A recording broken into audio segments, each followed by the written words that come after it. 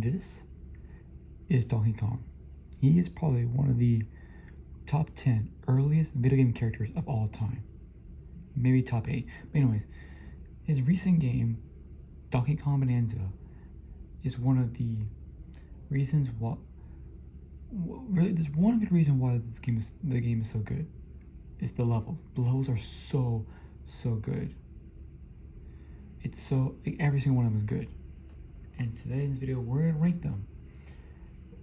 They all have different themes, different gimmicks attached to them. So I think it's time we rank all of them, every single level in Donkey Kong Bananzas. I had a little different video for today, but we're from worst to the best.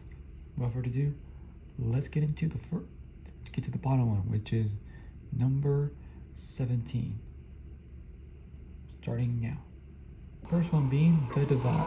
And let me turn it down a little bit because it's a little loud. This one's located on the sub-layer 400. As the name implies, the floating platform wants you to choose your next move. Are you going to the snow world or the forest world?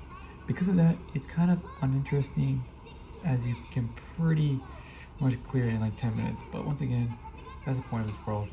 It's pretty quick. But if I wanted you to choose a path, left or right, well, whatever you clear, either the forest or the freezer layer, you will go down to the next world, which is the one and only ocean. And then it implies it's meant, as this level implies, it brings you back to the central path. That's right, the central path. This is pretty much all there is to it. The junction is where you will fight Von King for the first time, which is kind of cool. But to be honest, just like the divide, it's you only spend like a few minutes between two better layers. So let's move on. When the game first starts, Donkey Kong is digging for gold and bananas on Ingot Isle, right? And the tutorial section is actually quite fun, as it teaches you the ins and outs of the game.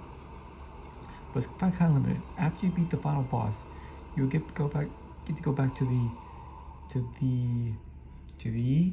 Ingot Isle, and well, it does feature a few more bananas, but this area is still not the best what the game has to offer. So basically, in this one, it's an underground mine with a bunch of hidden caves. Yeah, look, it's alright, I guess.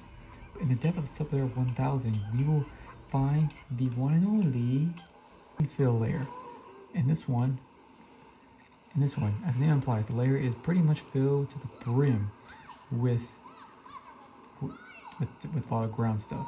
There's a society that lives underground in some tunnels. But yeah, if you want to get there, you need to dig yourself a path. That's pretty much all there is to it. It's very simple. Punch the ground, find hidden stuff, and voila. Located very close to the planet's core is the one and only the Forbidden Layer. It's the very last world before reaching the center of the planet. And this layer is kind of weird, but in a good way. I'll explain. It seems that like every single character that lives down there here has been there for so long that they forgot how to like interact with other beings. For that reason, they are pretty aggressive with you, and they want money to help you progress. There's a cool gimmick on this layer as well. Basically, there's these force fields looking things, whatever. Everything you throw in these will create a floating path. That means you can throw rocks all over the place and build your own world, which is kind of neat actually.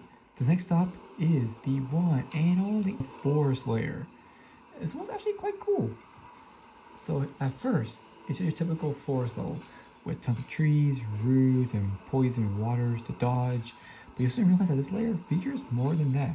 First off, you can throw up like these seeds to create bridges that will allow you to avoid the poison water. Kind of neat. Also, this layer contains a freaking hotel full of ostrich, a hotel in a DK game that's new. And it contains a living garden, a pool, and obviously bananas.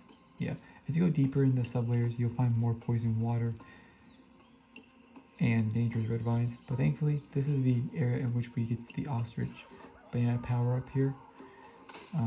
And be able to fly all over the place. And it's just fun. It's fun and useful. The third layer we'll visit in our quest is the one and only at the very top, Hilltop Layer. And well, this one is pretty basic. Pretty basic. I mean, you just look at it, it's just a big hill with secret tunnels located. And look, I'm not saying it's bad, but also not a good one. It's very uninspired, I would say.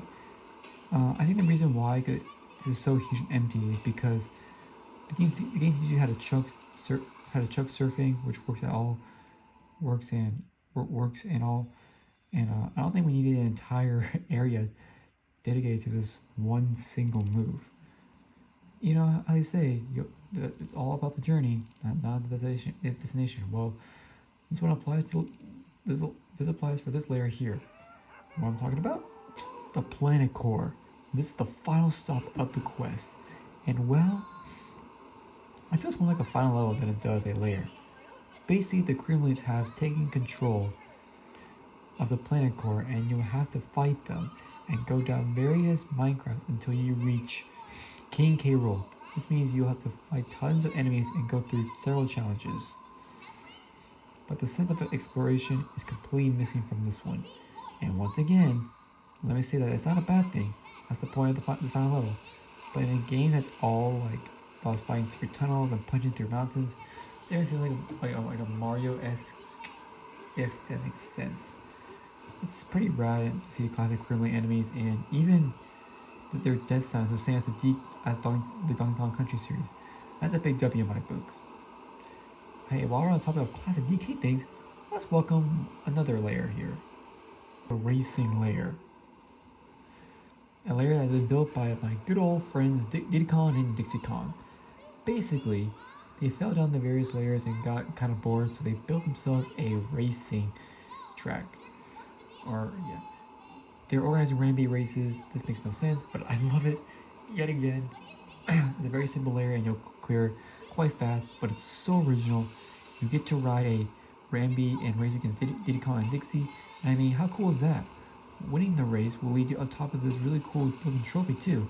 That's really neat. That's really neat. Next up is the Radiance layer. And this one's actually quite original. It's a mysterious layer that features tunnels, ice paths, and it's pretty dark down here. You'll need to bring some light blocks with you if you want to see where you're going. There's a bunch of zip lines as well, and let's be honest, these are always pretty fun. After you clear the cave part, you'll enter a way wider zone that seems to be located in the clouds. You need to play with the light switches in order to turn some clouds into walkable pathways. This is what I like about DK Bananza. You'll never know what to expect. I mean, we go from a dark cave to a cloud world on the same layer. Am I going insane? Like, please tell me I'm not going insane. Like, yeah, but this is very, very original layer here. And to be honest, I wasn't expecting to find a beach theme level in the game where you go down to the center of the planet. But hey, here we go. We're talking about this beach level right here. The resort layer. This world is full of water, drying fruit, and it's basically a great place to relax. There are a bunch of rainbow platforms in the zone, and these can be used to fly up in the air.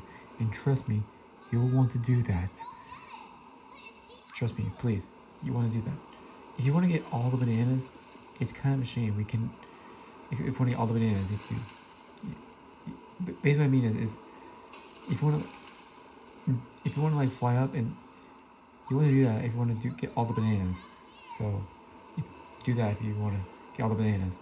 It's kind of a shame we cannot dive underwater. That's the sad part. You can't even dive underwater because that's pretty much all it's missing from this layer. Everything else is perfect. Like this level is really perfect.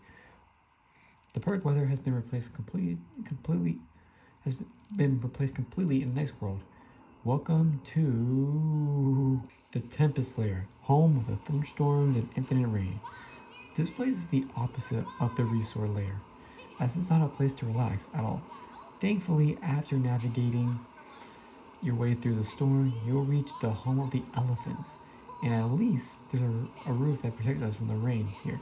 Sadly, you'll have to go in lower sublayers and how to experience a new sort of storm, lava rain, and yeah, this cave is filled with the brim with lava, and you need to get a chunk of terrain and use it as an umbrella because it's raining lava. It's raining lava. But this world's so aggressive to us. Like, why do elephants enjoy it so much? Like, I don't understand. There's a point in the story where Polly and DK want to split up, and well, DK ends up in jail. Dang it. Welcome to this one layer that DK stuck at. The groove layer. And well, this one, it's hard to see why it's called the groove layer because everything is white, shiny, and there's no music playing. It's very suspicious. As we escape jail and explore the different rooms in the area, we'll soon see that the groove has been stolen. You need to bring back the sound waves to their respective speakers in order to get this party started. But look at that. Now, look at that. Now it's groovy. But to be fair, this layer isn't the craziest, but the fact that you have to go through without Pauline and any of your special band abilities, it makes it more special, and that's why I enjoyed it so much. It was a turning point in the storyline, and I enjoyed it. Round of applause. Round of applause. All right, now let's go to something a little cold because we're making our way up to the freezer layer, and I'm not terribly at ice theme levels, but this one is actually really cool. This is really cool. An outside area with a lot of snow to dig through that also features a big ice cave to explore. You need to watch out for the ice cold water as it hurts our pal DK. Eventually, the freezer layer also turns into a hot lava layer. Yep, kind of like the Freeze Lane Galaxy in Super Mario Galaxy. Kind of like that, basically. You need to combine the lava and the snow in order to get through the level. Sometimes, the only way across lava is using the ice to cool it down. Other times, you need a hot lava to melt the ice. This is what I like about these layers. It makes them hot and cold. Combining those two together, perfect. All right, next up, guys, is at number 3, the canyon layer. And well, this one features a bunch of mine carts, and well, DK seems to love mine carts, so these two go hand in hand. This is a very big layer, and there's different mountains to explore and break, and also tons of hidden bananas to find. This layer is also home to the refinery that processes banana them and mixes them to create things. Yeah, basically what it does. I'm not sure what the end product is, but this refinery is where you meet the max mixer, basically. A boss you need to destroy using bombs while riding a minecart. Very original and very cool. Right after you're going through the ignite aisle in the intro level, you make your way down to the number 2 best level in the game, the lagoon layer. And wow, what an amazing layer to start with. It's no wonder it's the first level they wanted you to play through. It's the perfect one to show you all you can do in Donkey Kong Bananza.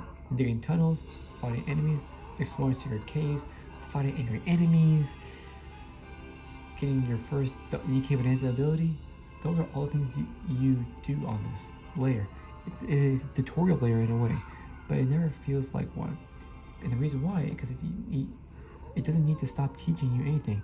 You learn it all by exploring the world and going through it. And I like that. I like it. I could not go down to the canyon layer before getting every single fossil and banana in this layer. And it's because how fun it was to destroy and explore everything. Give us a lagoon layer stage in Super Smash Bros. Please, give us a lagoon layer stage in the next Super Smash Bros. Nintendo. Please, I beg you. I think it's time we get some more Donkey Kong stages, and not like other bad ones, like 75M. Hello. Okay, now one of the coolest layers is located near the end of the game, and well, this one is probably my favorite one. Don't get me wrong. Lagoon layer is probably probably. Don't get me wrong. This lagoon layer, this one is still probably one of my favorite ones in the game, but this one is a close tie. And number 1, the feast layer. This huge spot is a home of an amusement park with a different bunch of rides to get on. It's also home of a legendary burger, but sadly you have to press the burger switches to build it first. This is a layer full of food-related puzzles, where salt is your best ally against the invasion of yucky green mud. Ew, it's gross. Get him a burger, please. Explore all of this world, going through the various rides and challenges. The Ferris wheel, the roller coaster, and all this to build the burger is what I enjoy the most. It's huge, it's big, features tons of secrets, and well, it's one of the most original worlds in a video game, period. Super original. Well, there you go. Do you guys agree with my list? Let me know. Honestly, the feast and the lagoon could be going anywhere, but I think I have to go with the feast. I think the feast is like probably my favorite one, honestly. Don't get me wrong. I like the lagoon level, but it's kind of the beginning of the game, and I kind of was saying near the end of the game. And I think the feast is definitely my favorite one in Donkey Kong Bonanzas.